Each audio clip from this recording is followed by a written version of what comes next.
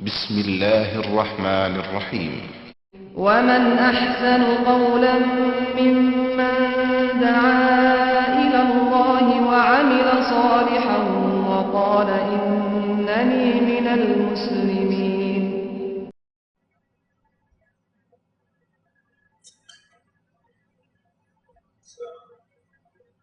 عليكم السلام ورحمة الله وبركاته.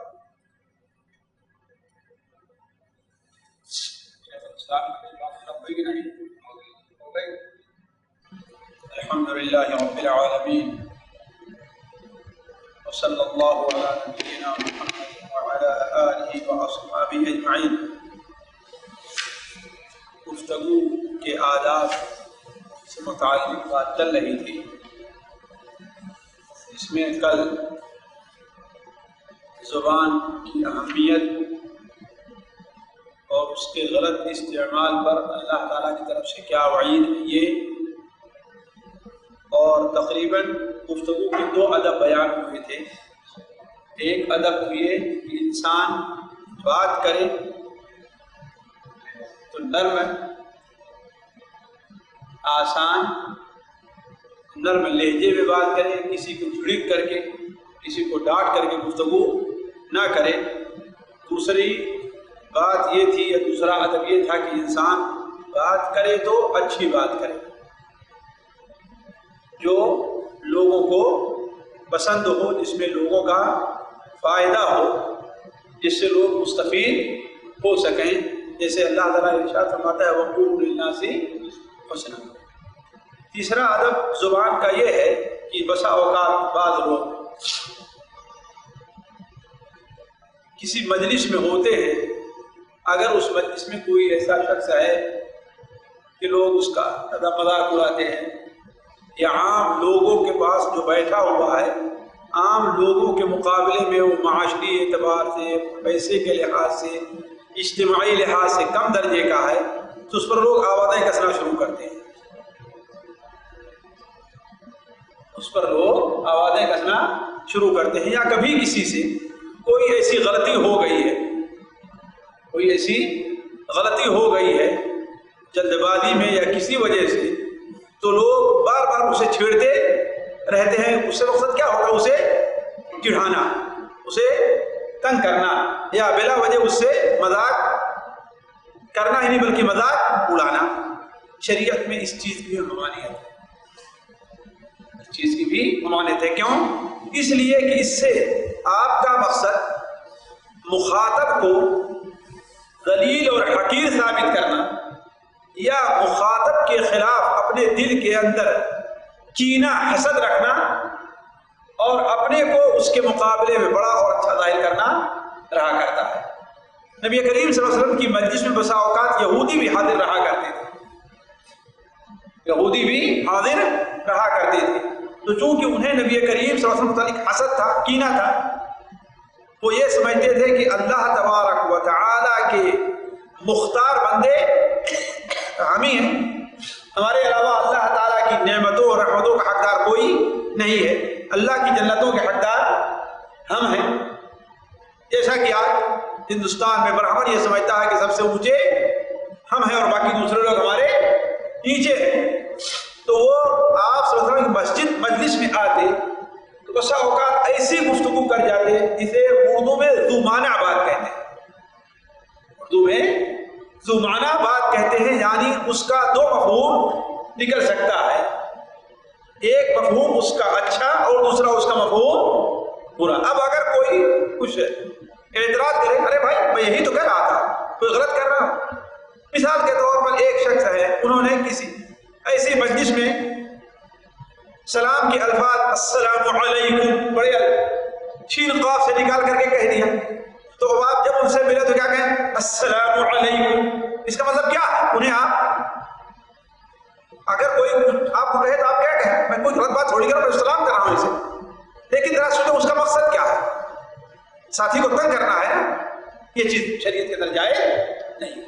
تو یہود آتے تھے تو آپ صلی اللہ علیہ وسلم مسجد میں کیا رہتے، مجلس میں کہتے تھے کہ راعینا.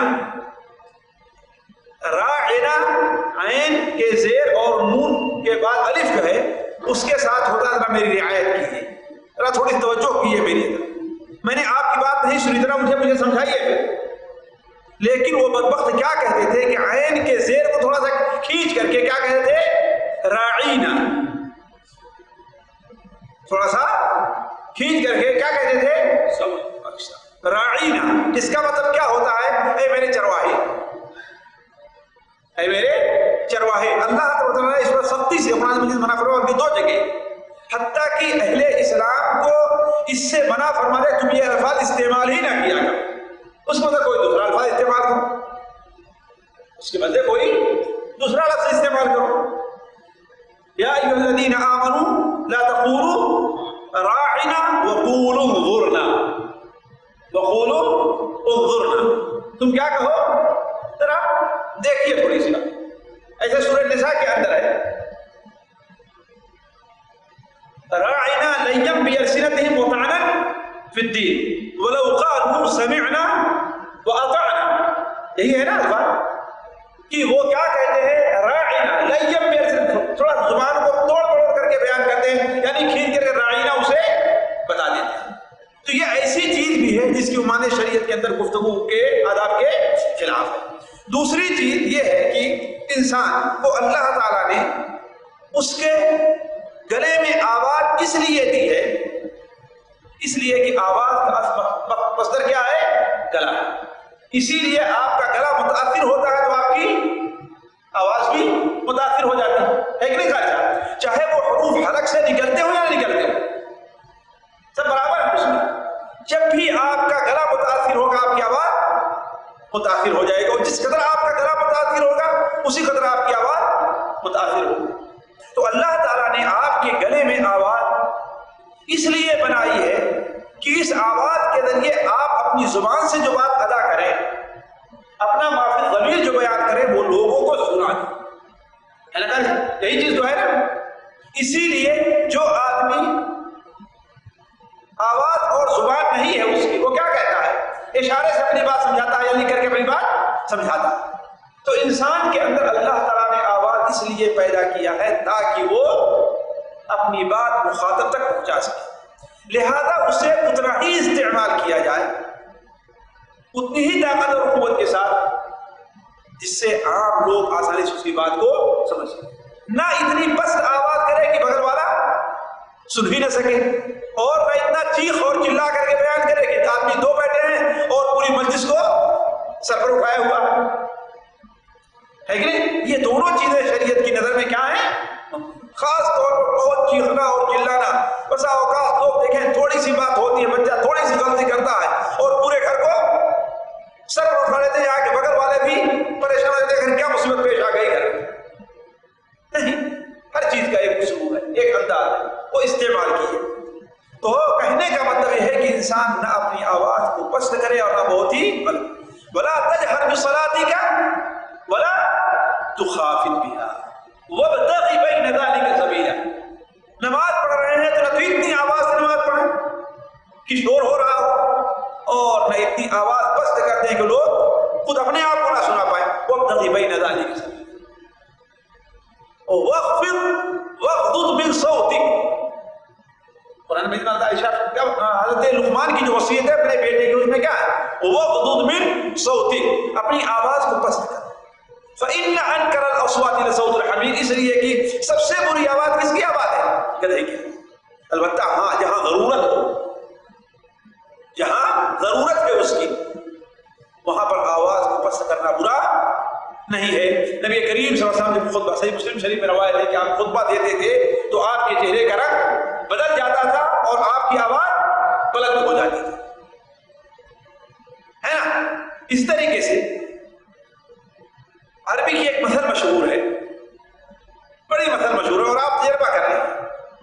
من کثر لغته کثر غلطه. جو زیادہ باتیں کرتا ہے وہ غلطی بھی بہت زیادہ کرتا ہے. جو زیادہ باتیں کرتا ہے وہ بہت زیادہ بیکار بات بھی بولتا ہے. لہذا گفتگو کا ایک ادب یہ ہے کہ انسان حسب ضرورت بات کرے. بسا اوقات آپ کے پاس ایک شخص آتا ہے، بات اتنی کرنی ہے لیکن اس کے لیے تمہید اتنی بڑی مانتا ہے، اور پھر اسی بات کو 2 بار 3 بار 4 بار 5 بار دہرایا جا رہا ہے. ہو گیا، تم نے اپنی بات سنا دی، سمجھا دی، تمہاری بات تم نے سن لیا، سمجھ لیا، اب اسے بار بار دہرانے کی. اسی لیے آپ دیکھیں کہ بسا اوقات مخاطب ناراض ہو جاتا ہے، غصہ ہو جاتا ہے، ارے خاموش رہو بھائی، سن لیا ہم نے تمہاری بات کو، ہے کہ نہیں؟ تم نے سن لیا، جو کچھ کہنا چاہتے ہو سمجھ لیا، اب خاموش ہو جاؤ. تو انسان کو اللہ تبارک و تعالیٰ نے گفتگو کی جو اجازت دی ہے وہ کیا ہے؟ بقدر ضرورت. اسی کو علماء اس سے تعبیر کرتے ہیں کہ انسان اپنی زبان کی حفاظت کرے. انسان اپنی زبان کی حفاظت کرے، کیا مطلب؟ یعنی اپنی زبان سے وہی کچھ بولے، اتنا ہی بولے جتنا بولنا کی ضرورت اور حاجت ہے. لا تکثروا الکلام بغیر ذکر اللہ، اللہ کے ذکر کے علاوہ زیادہ باتیں نہ کرو. حدیث شریف سنن ترمذی کے اندر آیا ہے لا تکثروا الکلام بغیر ذکر اللہ، اللہ کے ذکر کے علاوہ زیادہ باتیں نہ کرو، اس لیے کہ زیادہ بات کرنے سے دل سخت ہوتا ہے، اور جو دل جتنا ہی سخت ہوگا اللہ تعالیٰ سے اتنا ہی دور رہے. گفتگو کا ادب یہ ہے کہ انسان جو بات کرے وہ صاف صاف کرے، ٹھہر کر کرے، اور اگر ضرورت ہو تو اپنی بات کو 2 بار 3 بار دہرائے بھی. 3 چیزیں ہم نے بیان کی، طرح دیکھیں. انسان گفتگو کرے تو کیا ہے؟ صاف صاف اور ٹھہر کر کے، اور اگر ضرورت ہے تو 1 سے زائد بات. نبی کریم صلی اللہ علیہ وسلم کا یہ اسلوب رہا ہے. اس لیے اصل مقصد کیا ہے؟ سامعین کو اپنی بات سمجھانا، ان کے دل میں اپنی بات کو اتار دینا. متکلم اور خطیب کا مقصد یہ ہوتا ہے کہ اس کی باتیں سامعین کے ذہن نشین، لہذا اسے اول تو یہ چاہیے کہ جو الفاظ استعمال کرے وہ سیدھے سادھے الفاظ. اب ہم انگریزی نہیں جانتے، ہمارے زمانے سامنے آ جا کے آج کل ہمارے یہاں ایک فیشن بنا ہوا ہے نا، آپ آ کے انگریزی بولنا شروع کریں. میں تو بھائی کہہ دوں بھائی مجھے آپ اردو میں سمجھائیے، مجھے انگریزی نہیں سمجھتا. ایک فیشن بن گیا درمیان میں، یہ مرعوبیت ہے مغرب سے ہماری اور یورپ سے مرعوبیت ہے، ورنہ ہم عربی کے الفاظ کیوں نہیں استعمال کرتے؟ جبکہ ہماری پبلک عربی اور فارسی کے الفاظ انگلش میں زیادہ سمجھتی ہے، انگلش مقابل. بس نہیں کہ نہیں صحیح، وہ ہم استعمال نہیں کریں گے، لیکن یہ کہتے ہوئے شرم آتی ہے کہ ہاں ہمارے پیٹ میں درد ہو رہا ہے، لیکن یہ کہتے ہیں ہمارا پیٹ پوشن ہو رہا ہے، ہمیں لوز موشن ہو رہا ہے، دست آ رہا ہے، کتنا بہتر دست آ رہا ہے کہ نہیں؟ لیکن وہ نہیں استعمال کریں، کیا کریں؟ Loose motion. یہ مرعوبیت ہے مغرب سے ہماری. تو ہم وہ الفاظ استعمال کریں جو سامعین سمجھ رہے ہو. پر تکلف ایسے الفاظ استعمال کرنا شریعت کی نظر میں اس قدر ممنوع ہے کہ اللہ کے رسول صلی اللہ علیہ وسلم نے کہ سب سے دور قیامت کے دن ہم سے اور ہماری مجلس سے وہ شخص ہوگا جو زیادہ بک بک کرتا ہے اور بتکلف اپنی زبان کو ایڈ کر کے ایسے الفاظ استعمال کرتا ہے کہ ہم بڑے پڑھے لکھے اور فصیح اور بلیغ معلوم الفاظ ایسے استعمال ہوں گے جو لوگوں کے سمجھ میں آئیں. بعض مقررین بھی، خطبہ حضرات بھی، یا بعض لکھنے والے بھی ایسے الفاظ لکھیں گے کہ لوگ، بلکہ ایک صاحب سے کچھ کہا گیا ایسے تو کہتے ہیں کہ تم جاہلوں کے لیے میں اپنی زبان تھوڑی برباد کروں، بیکار کروں. یہ کیا ہے؟ بلکہ ایک صاحب نے کہا آپ یہ بتائیے کہ آپ یہ عبارت اپنے لیے لکھ رہے ہیں، یہ کتاب اپنے لیے لکھ رہے ہیں یا کہ دوسروں کے لیے لکھ رہے ہیں؟ اگر اپنے لیے لکھ رہے ہیں تو ٹھیک ہے، لکھ کر کے رکھے رہیے، اور اگر دوسروں کے لیے لکھ رہے ہیں تو اس میں آپ سادے الفاظ، عام فہم الفاظ استعمال کیے جو لوگ سارے کے سارے سمجھ جائیں. دوسری چیز جس کو مد نظر رکھنا چاہیے کہ بات اتنی تیز رفتاری سے نہ کہی جائے کہ سننے والا آدھی باتیں سنے اور آدھی گول ہو کر گئے ہوتے ہیں نا. بات مخرر تقریر اس قدر تیز رفتاری سے ہوتی ان کی واہ واہ ہو جاتی ہے، لوگ ہاں ماشاء اللہ کیا بول رہا ہے، کیسی تقریر کر رہا ہے، لیکن نہیں. جیسے ایک صاحب نے ابھی جلدی ہی مثال بیان کی ہے کہ ہمارے یہاں ایک پارٹی کا مولوی آیا تو وہ 2 بجے رات تک تقریر کرتا ہے، 2 بجے رات تک تقریر کرتا. تو اس پارٹی والا دوسری پارٹی والا کہتا دیکھا آج ہمارے مولوی دیکھو 2 بجے رات تک تقریر کرتے ہیں. تو کہتا گھبرا نہیں، کل میں ایک مولوی کو لاؤں جو صبح تک کتے کے طریقے سے بک بک کرتا رہے گا، کتے کے طریقے سے وہ صحیح ہے. آپ صلی اللہ علیہ وسلم کے خطبے लंबी तकरीरें नहीं हुआ करती थी। तो इतना तेज रफ्तारी से जुबान इस्तेमाल करना, बात करना कि समझने वाला आधी समझे और आधी ऊपर से गुजर जाए, ये शरीयत की नजर में कतई मुनासिब नहीं है। नबी करीम सल्लल्लाहु अलैहि वसल्लम से मुतालिक हज़रत जाबिर इब्न अब्दुल्लाह की रवायत है, कान फी कलामी रसूलिल्लाह सल्लल्लाहु अलैहि वसल्लम तरतील व तरसील। सुनन अबू दाऊद में रवायत है, कान फी कलामी रसूलिल्लाह तरतील व तरसील। तरतील का माना क्या है? यानी अल्फाज जुदा जुदा, गिनने वाला गिनने और शुमार करना। व तरसील के माना है गुफ्तगू में उजलत नहीं, जल्दबाजी नहीं हुआ करती। हज़रत आयशा रज़ियल्लाहु अन्हा बयान फरमाती हैं, काना कलाम रसूल कलामन फसलन यफहमुहु कुल्ल मन समिअ। भला बताइए, आपसे बड़ा फसीह और बलीग कोई होगा? बताएगा कोई होगा? आपकी जुबान पर कोई ऐब लगा सकता है, लेकिन आपने कभी ऐसे अल्फाज इस्तेमाल नहीं किया जो लोग समझते ना। इसीलिए किसी आम शायर ने सही कहा है, समझ में साफ आ जाए फसाहत इसको कहते हैं, बलागत असर हो सुनने वाले पर बलागत इसको कहते हैं। ये है फसाहत और बलागत, कि आप आदमी समझ जाए और उसके दिल के ऊपर बातें असर करें। तो हज़रत आयशा रज़ियल्लाहु अन्हा बयान फरमाती हैं कि अल्लाह के रसूल सल्लल्लाहु अलैहि वसल्लम का कलाम बिल्कुल वाज़ेह हुआ करता है, हर आदमी जो सुनना चाहे वो समझ लेता, सुन रहा हो समझ लेता। तीसरी चीज इसको मद्देनजर रखना चाहिए वो ये है कि हाजत और जरूरत हो तो एक बात को 2 बार 3 बार दोहराए। बस औकात एक बार मुदर्रिसीन के साथ लोग बड़ा तजर्बा है, कोई बात को समझ नहीं आई, दूसरी बात को नाराज हो गए। दोहराने से नहीं भाई, मकसद तुम्हारा क्या है? समझाना है ना, सिर्फ ड्यूटी देना मकसद नहीं, समझाना है, उसको समझाओ। ये तो बच्चे की खूबी है कि तुमसे मुतालबा कर रहा है। हाँ, अगर ये समझ लो कि हाँ बच्चा हमारा मजाक उड़ाना चाहता है इस तरीके से तो अलग बात है, लेकिन अगर वो सही पूछना चाहता है, समझाना चाहता है, समझना चाहता है तो उसको 2 बार 3 बार।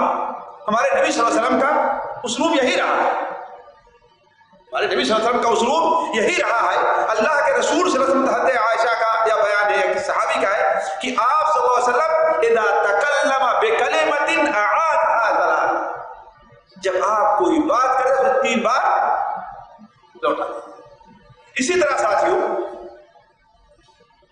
मजलिस में अगर गुफ्तगू का एक अदब ये है, और इसको हमारे जज्बाती मौलवी हजरात और जज्बाती अदीब और शायर हजरात या दुनियावी पढ़े लिखे लोग इसका लिहाज नहीं करते। एक मजलिस जमी हुई है, उसमें जाहिर बात है आप हाजिर हैं, ठीक है, आप पढ़े लिखे ज्यादा, लेकिन उसमें आपसे ज्यादा उम्र वाले लोग भी, आपसे ज्यादा एहतराम के लायक लोग भी, लिहाजा बातें खुद करके उन्हें मौका दीजिए। इल्ला ये कि आपको हुक्म दिया जाए, उसको तालबा किया जाए, वरना मौका दीजिए कि वो बात करे, वो गुफ्तगू करे। क्यों? इसलिए उसका हक ज्यादा बनता है आपसे उम्र के लिहाज से, तकवा खास तौर पर अगर उसके लिहाज से हक बनता है कि वो गुफ्त सके। वो शरई अदब। नबी करीम सल्लल्लाहु अलैहि वसल्लम के पास एक बार 2 अंसारी सहाबी अपना एक केस लेकर गए, लंबा है, खैबर में उनका कोई भाई कत्ल हो गया था, तो एक अब्दुर्रहमान नामी और दोनों आए आप सल्लल्लाहु के सामने, और जो अब्दुर्रहमान नामी थे वो बड़े जज्बीले थे, है ना, जज्बे से आकर के अपनी बातें आपके सामने यहूदियों के खिलाफ शिकायत थी वो करना शुरू कर दिया कि उन्होंने हमारे भाई को मारा है और ये है। आप कब्बिर कब्बिर, क्या फरमाया आपने? कब्बिर कब्बिर, यानी बात करने का मौका बड़े को तुम्हारे साथ बड़ा होता है, जो तुम्हारे साथ बड़ा है, तुमसे बड़ा उसे मौका दो बात करने। तो इस चीज को मद्देनजर रखना चाहिए। 8वां अदब ये है, अल्लाह हमारे उलमा ने अहादीस और कुरान पर किस कदर गौर करके बाद नुक्ते की बातें पैदा की हैं कि इस अंदाजा होता है कि उन लोगों ने अल्लाह और उसके रसूल के कलाम पर सही तौर पर गौर किया। मैं सोचने लगा है कि इंसान के बात करने का एक अदब यह भी है कि अगर कोई बात कर रहा है तो उसकी बात को काटे, है ना, इंसान के अदब में दाखिल है ना। कोई बात कर रहा है तो उसकी बात को बात करने, कोई सवाल करना वजाहत चाहिए तो ठीक, बाद में मौका है उसका। इल्ला ये कि वो नाजायज कोई गुफ्तगू कर रहा है, हराम गुफ्तगू कर रहा है, उसको रोक दिया अलग बात। लेकिन आप अगर बात कर रहा है, कोई کوئی لغزش ہو گئی یا اور کوئی ایسا مسئلہ ہوا تو اس کی بات کو درمیان میں کاٹیے. یہ علماء نے کہاں سے یہ استدلال کیا ہے؟ اللہ کے رسول صحیح بخاری شریف کو حدیث ہے کہ آپ ایک بار خطبہ دے رہے ہیں, ایک اہل بات یا ایک بدو آیا اور یہ انتظار نہیں کیا کہ آپ اپنی بات ختم کریں, بلکہ درمیانی میں آپ خطبہ دے رہے تو ہوتا ہے قیامت سے متعلق آپ خطبہ دے رہے ہو تو کہتا ہے کہ متی الساعہ یا رسول اللہ, اے رسول قیامت کب آئے گی؟ اللہ کہتا خاموش ہو. آپ صلی اللہ علیہ وسلم نے اس کی بات کا کوئی جواب نہیں دیا, آپ اپنی گفتگو جاری رکھے. بعض صحابہ نے کہا کہ آپ نے اس کی بات سنی تو ہے لیکن آپ کو اس کی بات پسند نہیں ہے اس لیے آپ جو ہے اس کا جواب نہیں. دوسرے کچھ صحابی کہنے لگے کہ آپ نے اس کی بات شاید سنی. جب آپ نے بات ختم کر لیا تو فرمایا کہاں ہے وہ جو قیامت کے بارے میں پوچھ رہا, جو قیامت کے بارے میں گفتگو سوال کر رہا تھا وہ کہاں ہے؟ بلاؤ اس کو. کہتا ہاں انا یا رسول اللہ, اے اللہ کے رسول میں یہ موجود. تو آپ نے فرمایا اذا ضیعت الامانۃ فانتظر الساعہ, جب امانت داری ختم ہو جائے, امانت داری کے پاس لحاظ نہ رکھا جائے تو سمجھو کہ قیامت اب آ گئی ہے. کہا امانت داری کے پاس لحاظ نہ رکھنے کا کیا معنی؟ تو آپ نے فرمایا اذا وسد الامر الى غیر امر, جو لوگ جس کام کے, جس منصب کے, جس کرسی کے لائق نہیں ہیں اس کرسی پر لا کر کے ان کو بیٹھا دیا جائے, ڈاکوؤں کو, چوروں کو لا کر کے صدر جمہوریہ اور یہ بنا دیا جائے. یہ قیامت کی نشانی. تو اس حدیث سے کیا پتہ چلا؟ آپ اگر یہ ادب ہوتا کہ درمیان میں بات کاٹی جائے تو آپ اس کی بات کا جواب نہیں دیتے, آپ برابر اپنی بات کو جاری رکھیں. اس کا مطلب کیا ہے؟ اگر کوئی بات کر رہا ہے تو درمیان میں اس کی بات کاٹنا نہیں چاہیے. نواں ادب یہ ہے کہ لوگوں کو ان کے مقام میں رکھا جائے. بات آپ کر رہے ہیں, بات کرنے آپ کون سا اسلوب استعمال کریں؟ ظاہر بات چھوٹا ہے اسے آپ تم کہہ کر کے, بڑا ہے اسے بھی آپ تم کہیے. ایک ڈاکٹر صاحب ہیں انہیں بھی آپ تم کہیے, اور ایک چرواہا ہے انہیں بھی آپ تم کہیے. ہے بات اچھی چیز. ہر آدمی سے کس اسلوب میں بات کیا جائے, کس انداز میں بات کیا, اس کو مد نظر رکھنا چاہیے. آپ صلی اللہ علیہ وسلم کا فرمان ہے انزل الناس منازل, لوگوں کو ان کے مقام میں. اسی لیے ہمارے یہاں یہ بہت بڑی برائی ہو گئی ہے کہ ایک بھی چھوٹا سا طالب علم ہے تو اسے اللہ والوں کہنا شروع کر دیتے.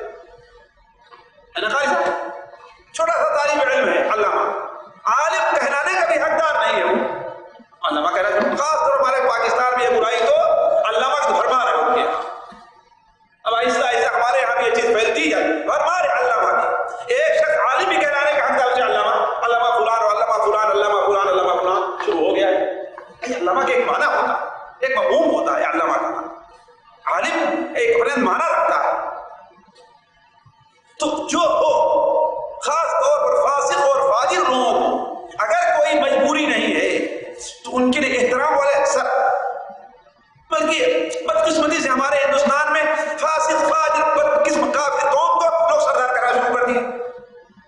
وہ سردار نہیں ہوا. سر کے معنی کیا ہوتا ہے؟ ہمارے سردار. ہر آدمی کو فاسق فاجر. اللہ کے رسول نے ارشاد کیا لا تقولوا للمنافق سید, منافق کو سردار نہ کہو. اگر تم نے منافق کو سردار کیا تو اپنے رب کو تم نے ناراض کیا. تو گفتگو ہے کہ ہر آدمی کو اس کے مقام اور اس کی جگہ پر رکھا جائے. اسی طریقے سے ادب یہ ہے کہ ہر سنی سنائی بات کو بیان نہیں. آپ نے ارشاد فرمایا کہ انسان کے گنہگار ہونے کے لیے یا انسان کے جھوٹے ہونے کے لیے یہی اتنا کافی ہے کہ ہر سنی سنائی بات بیان کر.